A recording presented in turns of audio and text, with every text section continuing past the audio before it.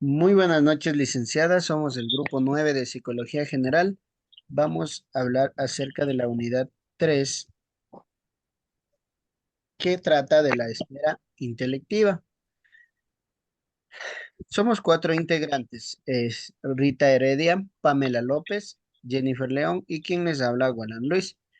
Me presento y de paso presento mi identificación. Gualan Lema Luis Alfredo. Para empezar a hablar de la unidad 3, empecemos por la introducción. La misma que nos detalla que según Pascual Martínez Freire, en el año de 1992, en la Universidad de Málaga, los procesos mentales o cognitivos ofrecen una notable diversidad, de tal manera que no podemos distribuirlos en un solo nivel o en un nivel único, sino que pertenecen a niveles distintos para así poderlos distinguir. Sin embargo, teniendo en cuenta todos estos aspectos o los aspectos más relevantes del conocimiento y del uso de los mismos, podemos distinguir cuatro niveles o bloques, los cuales son los principales. Empecemos por el primero, que es la percepción o recepción de la información. El segundo, la memoria o almacenamiento de la información.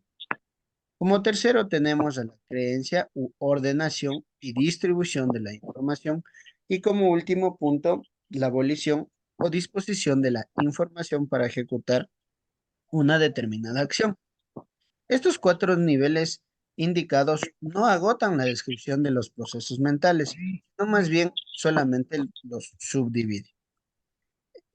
Para continuar, tenemos la esfera intelectiva. La esfera intelectiva habla de los sensopercepción o de las sensopercepciones. Sensopercepción o percepción sensorial, m- más comúnmente conocida, es un proceso a través del cual capturamos estímulos de nuestro entorno para que puedan ser procesados e interpretados a nivel de nuestro cerebro o nivel cerebral.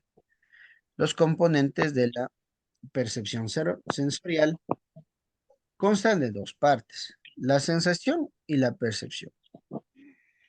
Entonces, en este punto, la sensación tiene dos tipos distintos, que es la interoceptivas y la propioceptivas. Ya. Por su parte, el proceso de la percepción se desarrolla también en tres fases importantes. Empezamos porque se recibe la información sensorial. Posterior hay un proceso de discriminación y selección de datos sensoriales que accede a nuestra conciencia. Las áreas encargadas del procedimiento sensorial y procesar en base a conocimientos adquiridos y experiencias previas. Los datos sensoriales eh, ayudan a la información recibida con la previamente adquirida y generada dependiendo de la experiencia que hemos vivido. Estas ayudan a la percepción de manera consciente. Ya. Para continuar, la organización sensorial.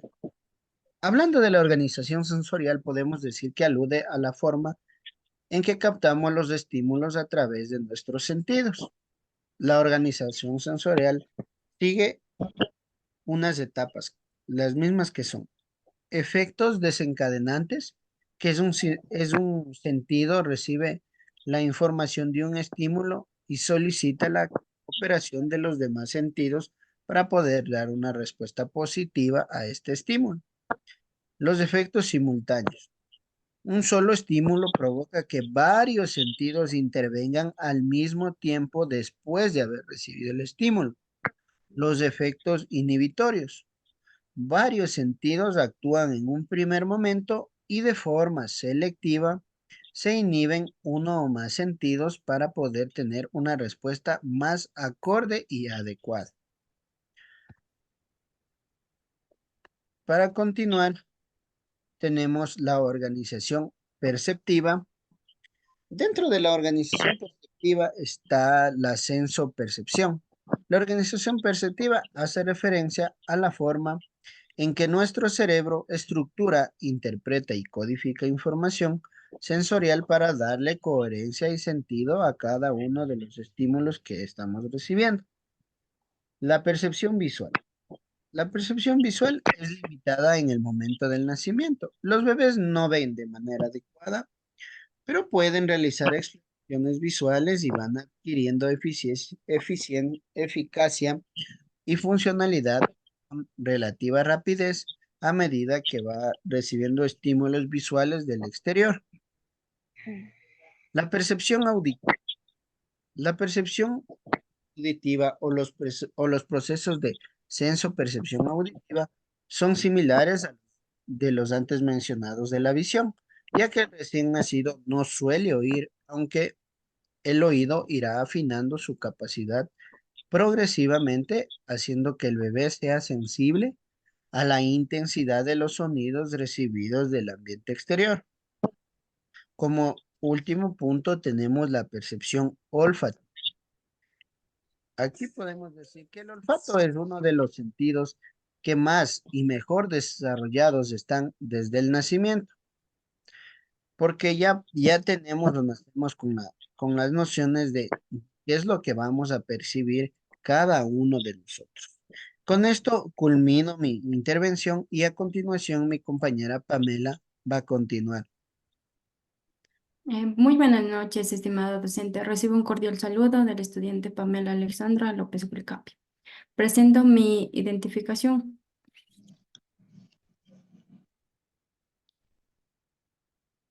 Ya. Me tocó exponer sobre los siguientes temas. ¿Qué es la percepción gustativa? Es fundamental para todos los seres humanos. Prefieren sabores más agradables o sabores menos agradables. Cabe destacar que el sentido del gusto es especial de todos, porque tenemos más de 10.000 papilas gustativas y somos capaces de detectar la variedad de sensaciones, como son espesas, suaves o duras. Además, las investigaciones realizadas en niños también han podido estudiar la relación de los infantes al momento de la concentración de glucosa en los alimentos, comprobándose que también reaccionan con preferencia gustativa. En estos casos, por otro lado, tenemos la percepción táctil. Es el procesamiento sensorial de los estímulos táctiles. Es fundamental desde el nacimiento, ya que somos capaces de interpretar. Es fundamental desde el nacimiento, ya que somos capaces de interpretar la realidad a través de nuestra piel y el contacto con el mundo exterior, em, que suelen al nacer con la piel de su madre mediante sus caricias, genera un lazo emocionalmente entre madre e hijo. También tenemos el subtema, cómo infiere la sensopercepción en la vida. En una noche lluviosa, en una noche lluviosa, un matemático de 33 años dio un fatídico paseo después de la cena. Sus amigos siempre lo habían considerado un gastrónomo, porque tenían la increíble habilidad desde probar un platillo y mencionar que todos sus ingredientes uno comentaba que tenía el toque perfecto para la comida. Esa noche al caminar por la calle fue arrollado por una camioneta que avanzaba con lentitud y cayó en la acera golpeándose la cabeza. Cuando salió del hospital descubrió por su horror que su sentido del olfato había desaparecido. Como el olfato y el gusto están fisiológicamente conectados, sus días como gastrónomo habían terminado.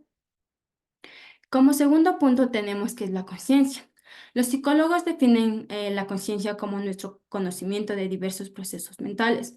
Realicemos una amplia variedad de actividades cognitivas a diario: concentrarse, planificar y recordar. Sobre todo, tomar decisiones. La reflexión de soñar son algunos de ellos.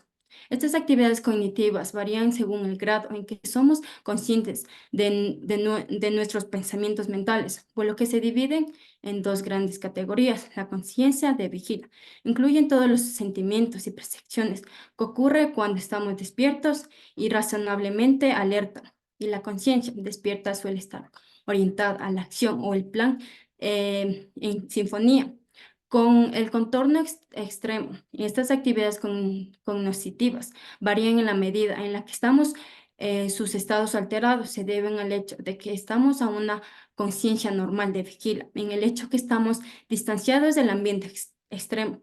Por ejemplo, los estados alterados son el sueño, tener ensoñaciones, por lo que se puede hacer de manera rutinaria o espontánea. Atención ejecutiva. Es un procesamiento que compite por el control de la cognición y la conducta múltiple de representaciones mentales que implementan en nuestra memoria operativa. Están seguramente dirigiéndose a la cocina cuando teníamos que atender tanto a la conversación telefónica con nuestro amigo como el agua para la pasta en el puchero. Por otro lado, tenemos el trabajo de stroke. Es transmitir el color del nombre, puesto que es una tarea por excelencia para entender la atención ejecutiva.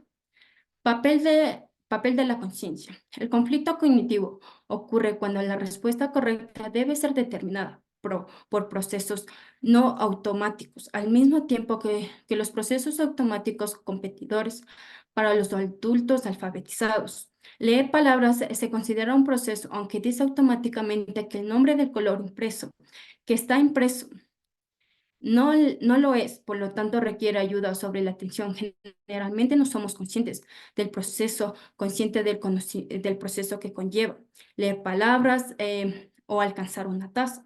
Como tercer punto tenemos que es la atención. Es la selección de la información para su procedimiento posterior. Sin embargo, el proceso de mirar, escuchar, olfatear y gustar selectivamente. Además, le damos significativo a la información que estamos llegando. Conscientemente atendemos muy poco la información que llega a nuestros registros sensoriales. En vez de ello, seleccionamos por parte de la información y procesamos esas señales de manera adicional. Naturaleza y funciones de la atención. ¿Saben lo que significa prestarle atención a un objeto o a un suceso? Es el estudio de la atención. Tiene una larga historia, dificultando aún más por el simple motivo de que la selección parece ocurrir de un modo natural y sin esfuerzo, por lo que es difícil de precisar experimentalmente, en lo cual implica seleccionar cierta información para procesarlo con detenimiento e impedir que otra información se siga procesando.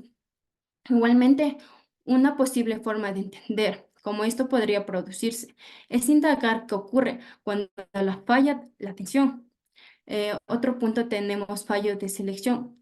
Estos fallos reciben el nombre de fallos de selección en el espacio. También pueden darse fallos con información que se extiende en el tiempo. Estos fallos en atender a la información en el espacio o en el tiempo son unas 16 consecuencias de un sistema que impide que nos sobrecarguemos con una información inoportuna, es decir, de un sistema de atención selectiva. Por otro punto, tenemos problemas de interpretación. Aunque los psicólogos cognitivos han dedicado mucho tiempo y esfuerzo a examinar la atención dividida y los costes asociados a la tarea dobles, aunque quedan muchas preguntas por responder, incluso en condiciones en las cuales una tarea parece demandar atención constante, por ejemplo, conducir. Da la sensación de que no se precisa el nivel de atención en cada instante. Así pues, una estrategia efectiva para afrontar tareas múltiples podría ser simplemente cambiar de prisa hacia adelante y hacia atrás, de una manera o de un input o de una respuesta a otra, en vez de intentar ocuparse por completo de ambas al mismo tiempo. Por último punto, tenemos cuando falla el cerebro. Los fallos de selección descritos hasta ahora son parte integrante de la experiencia humana. Todos los hemos experimentado en un momento u otro, pero esta pauta normal de fallos es tan exagerada extraordinariamente en quienes sufren negligencia hemiespacial, una alteración de la atención por la cual simplemente no se extiende a toda la mitad de una escena visual. La causa de la negligencia hemiespacial suele ser un accidente cerebrovascular que han interrumpido el aporte sanguíneo al lóbulo parietal derecho, una región del cerebro que supuestamente juega un papel decisivo en la atención y la selección. Eso ha sido toda mi intervención, máster. A continuación, mi compañera Heredia. Muy buenas noches. Me presento, mi nombre es Rita Macol Heredia Borbor. Esta es mi cédula de identidad. Me toca hablar sobre los componentes de la atención. En un estudio, pacientes con lesiones en el lóbulo parietal derecho, muchos de los cuales también sufrían negligencia hemiespacial, Detectaron los objetivos válidos normalmente en el lado derecho, no desatendido, y casi normalmente en el lado izquierdo, desatendido. En la memoria es la capacidad de recordar las cosas que hemos experimentado, imaginado y aprendido. Existe una memoria de corto plazo, que retiene la información en la que estamos pensando o de la que estamos al tanto en cualquier momento dado. En la conceptualización actual de la memoria, para poder evocar cualquier información o suceso, es necesario enviar información a nuestro cerebro. Se lo conoce como la codificación. En el almacenamiento es donde retenemos la dicha información. Y en la recuperación es finalmente recuperarla. El estudio de la memoria de Ebbinghaus al modelo Char. La lógica del estudio de la memoria propuesta por Ebbinghaus se fundamenta en dos aspectos. La primera, la elaboración de un material neutro, y la segunda, la introducción de un método que permitía la cuantificación del aprendizaje. En el procedimiento para la evaluación de la memoria, tenemos para evaluar el aprendizaje y la memoria en los experimentos sobre memoria se sigue una estructura general que se compone en dos fases. La primera fase es de aprendizaje o de presentación de los estímulos, presentación estimular. En la segunda fase está la evaluación de la retención. Tenemos en la fase de aprendizaje que se proporciona a los sujetos un determinado material. En primer punto tenemos en cuanto a la presentación de estímulos, clásicamente ha adoptado dos modalidades, las cuales son estímulos seriales y pares asociados. En el aprendizaje serial se presentan listas o series de ítems formados por dibujos, palabras, letras, dígitos, sílabas sin sentido y diagramas, etc. En el aprendizaje de pares asociados se presenta una secuencia de pares de palabra o sílabas, en donde el primer término actúa como estímulo y el segundo como respuesta. Abogado, actor, cómico, amigo, afectuoso. Tenemos la memoria sensorial. Es el primer sistema de almacenamiento que retiene la información por periodos muy breves de tiempos. Se asume que cada modalidad sensorial, visual, auditiva, táctil, olfativa, tendría su propio sistema de registro. En la memoria de corto plazo, es una memoria de capacidad limitada. Esta información se retiene durante un breve periodo de tiempo antes de poder ser almacenada en la memoria a largo plazo, MLP. La duración de un recuerdo en el almacén a corto plazo es de unos 15 a 20 segundos, nunca más de 30. En la memoria operativa, es la capacidad del sistema cognitivo de procesar y retener temporalmente en activo porciones limitadas de información, mientras son elaboradas e integradas con otras, como paso previo a su representación y almacenamiento en la memoria a largo plazo. El modelo de memoria operativa incluye tres componentes, los cuales los voy a nombrar. El primero es el objetivo central. El segundo, el lazo fonológico o lazo articulatorio. Y el tercero, la agenda visoespacial. Esta ha sido mi intervención. A continuación, mi compañera Jennifer. Buenas noches, licenciada. Recibo un cordial saludo de la estudiante Jennifer Lucía León Morán. Esta es procedo de mi identificación. El tema abordado por mí es memoria a largo plazo. La memoria a largo plazo, como sus siglas lo dicen, la MLP, retiene la información que se transfiere de la memoria a corto plazo, mediante la repetición o algún otro proceso. La memoria a largo plazo es el depósito permanente de la información que hemos ido acumulando a lo largo de la vida. Por ejemplo, nuestra edad y fecha de nacimiento en la capital de Francia, el nombre del presidente del gobierno, entre otros. También se hayan almacenado en la memoria a largo plazo los recuerdos que nos permiten reconocer a las personas y los objetos familiares, como conducir, lavarnos los dientes, escribir un texto en el ordenador y otras habilidades necesarias en nuestra vida cotidiana. También tenemos lo que es características de la memoria a largo plazo. En cuanto a codificación, capacidad de almacenamiento y duración de la información. La codificación.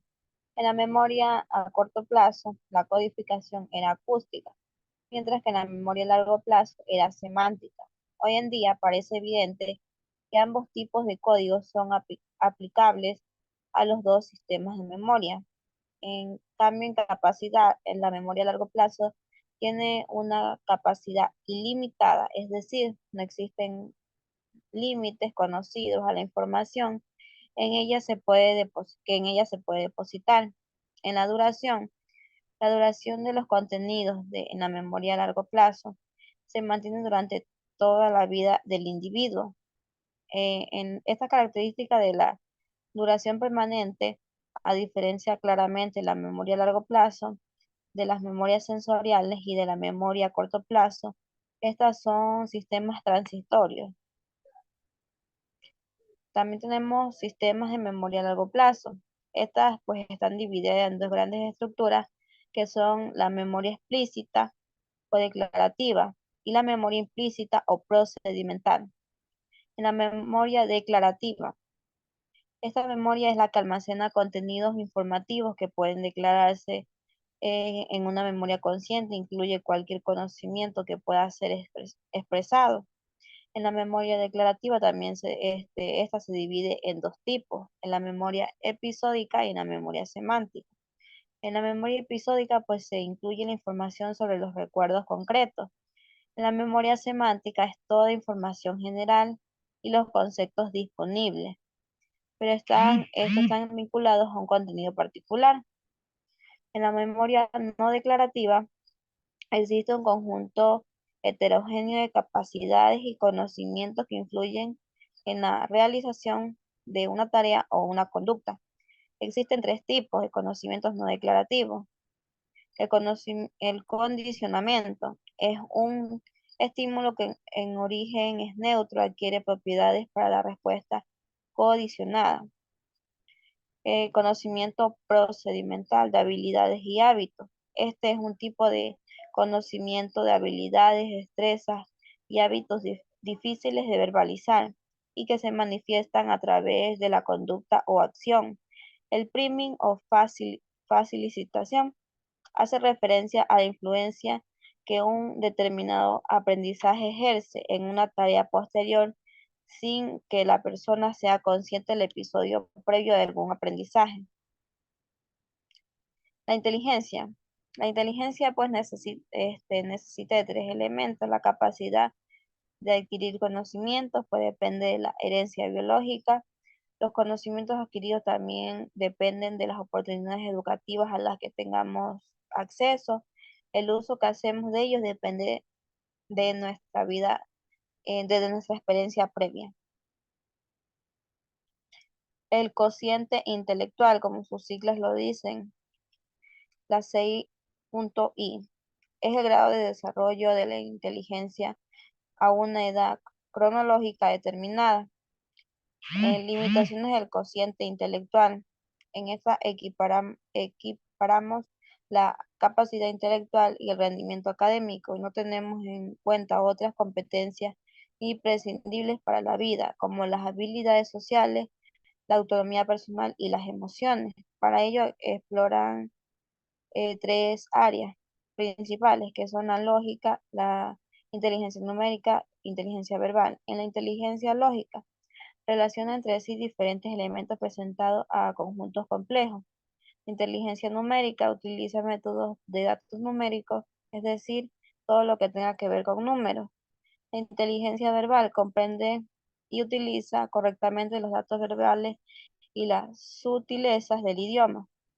En el reto educativo, teniendo en cuenta el origen de las escalas de medición de la inteligencia, parece claro que los planes académicos de aprendizaje se han diseñado para adquirir los conocimientos necesarios para tener competencias lingüísticas, numéricas, lógicas, dejando fuera otras imprescindibles para el buen desarrollo de las personas como relaciones sociales y la autoestima. Lo que en inicial se diseñó no dejará atrás a los niños con dificultades de tener una escuela que los incluyera a todos o por encima de la consciente intelectual normal. Gracias.